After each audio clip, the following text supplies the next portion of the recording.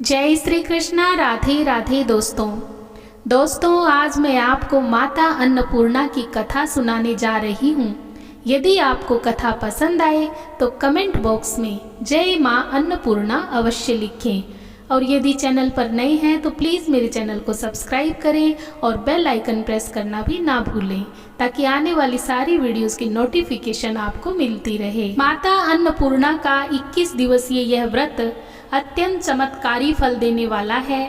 यह व्रत अगहन मार्गशीर्ष मास में शुक्ल पक्ष की प्रतिपदा से शुरू कर 21 दिनों तक किया जाता है। इस व्रत में अगर व्रत ना कर सके तो एक समय भोजन करके भी व्रत का पालन किया जा सकता है। इस व्रत में सुबह घी का दीपक जलाकर माता अन्नपूर्णा की कथा पढ़ें और भोग लगाएं। कथा इस प्रकार है।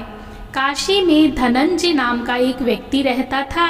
उसकी पत्नी का नाम सुलक्षणा था। उसे अन्य सब सुख प्राप्त थे, केवल निर्धनता ही उसके दुख का कारण थी।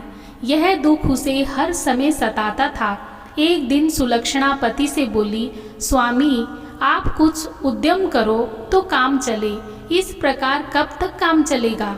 सुलक्षणा की बात धनंजय के मन में बैठ गई और वह उसी दिन विश्वनाथ शंकर जी को प्रसन्न करने के लिए बैठ गया और कहने लगा, हे देवाधिदेव विश्वेश्वर, मुझे पूजा पाठ कुछ आता नहीं है, केवल तुम्हारे भरोसे बैठा हूँ।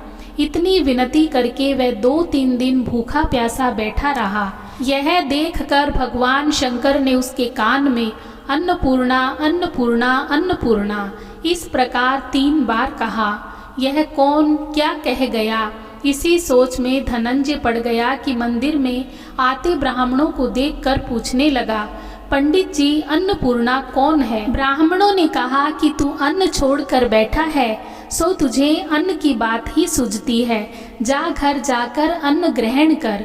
धनंजय घर गया, स्त्री से सारी बात कही। वह बोली, नाथ चिंता मत करो, स्वयं शंकर जी ने मंत्र दिया है, ये स्वयं ही खुलासा करेंगे, आप फिर जाकर उनकी आराधना करो। धनंजय फिर जैसे कि तैसा पूजा में जाकर बैठ गया। रात्रि में शंकर जी ने आज्ञा दी, कहा तू पूर्व दिशा में चला जा।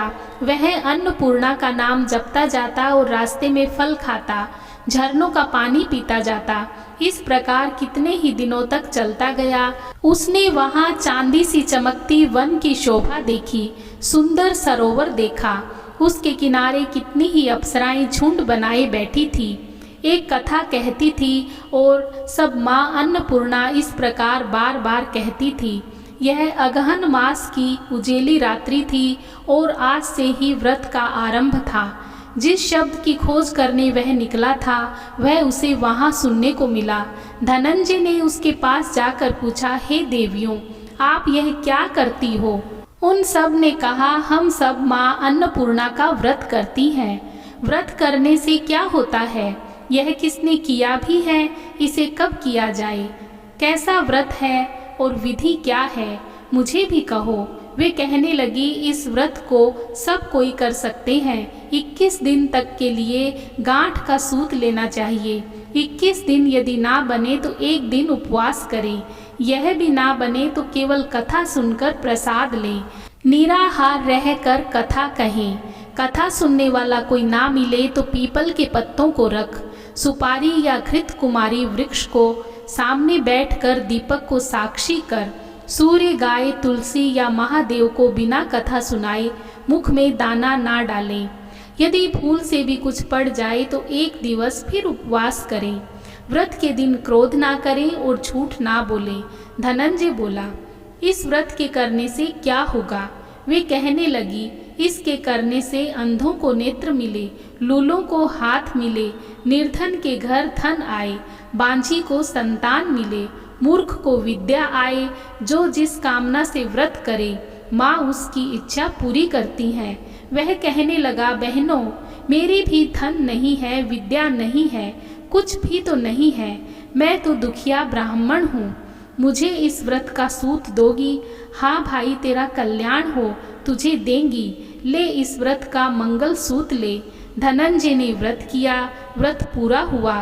तभी सरोवर में से 21 खंड की सुवर्ण सीढ़ी हीरा मोती जड़ी हुई प्रकट हुई। धनंजय जय अन्नपूर्णा कहता जाता। इस प्रकार कितनी ही सीढ़ियां उतर गया तो क्या देखता है कि करोड़ों सूर्यों से प्रकाशमान अन्नपूर्णा का मंदिर है। उसके सामने सुवर्ण सिंहासन पर माता अन्नपूर्णा विराजमान है। सामने भिक्षा हेतु शंकर भगवान खड़े हैं। देवांगनाएं चंवर डुलाती हैं। कितनी ही हथियार बांधे पहरा देती हैं। धनंजय दौड़कर जगदम्बा के चरणों में गिर गया। देवी उसके मन का क्लेश जान गई। धनंजय कहने लगा, माता आप तो अंतर्यामिनी हो, आपको अपनी दशा क्या बताऊं। माता बोली, मेरा व्रत किया है, जा संसार तेरा सत्कार करेगा। माता ने धनंजय की जिह्वा पर बीज मंत्र लिख दिया। अब तो उसके रोम रोम से विद्या प्रकट हो गई। इतने में क्या देखता है कि वह काशी विश्वनाथ के मंदिर में खड़ा है। माँ का वरदान ले धनंजय घर गया। सुलक्षणा से सब बात कही। माता जी की कृपा से उसके घर में संपत्ति उमड़ने लगी। छोटा सा घर बहुत बड़ा गिना जाने लगा। जैसे शहद के छत्ते में मक्खियाँ जमा होती है, उसी प्रकार अनेक सगे संबंधी आकर उसकी बड़ाई करने लगे।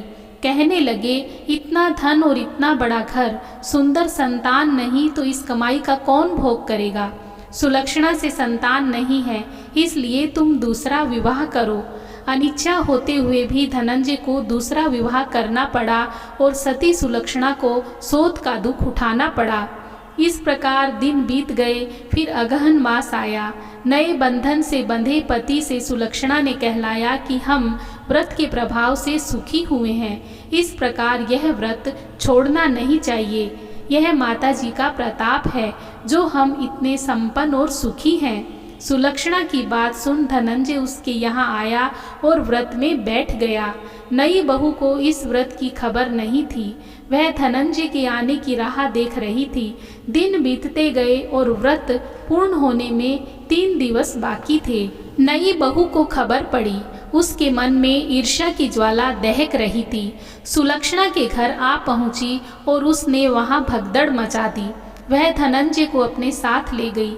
नए घर में धनंजय को थोड़ी देर के लिए निद्रा ने आ दबाया।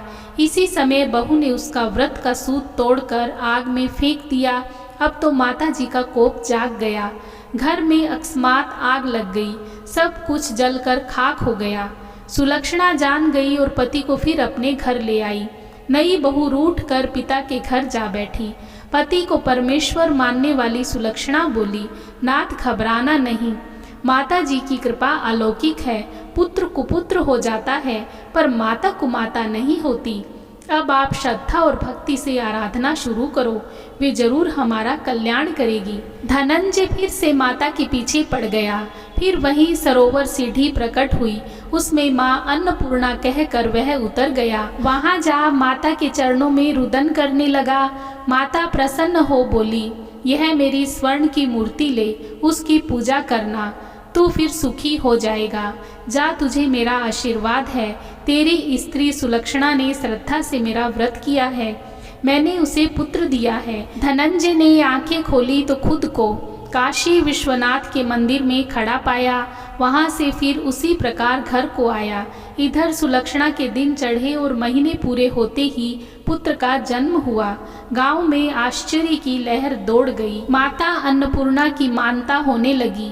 इसी प्रकार उसी गांव के निसंतान सेठ के पुत्र होने पर उसने माता अन्नपूर्णा का मंदिर बनवा दिया।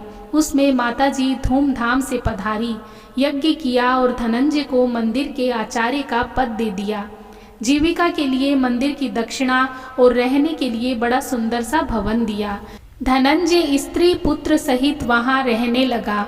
माता जी के चढ़ावे में भरपूर आमदनी होने लगी।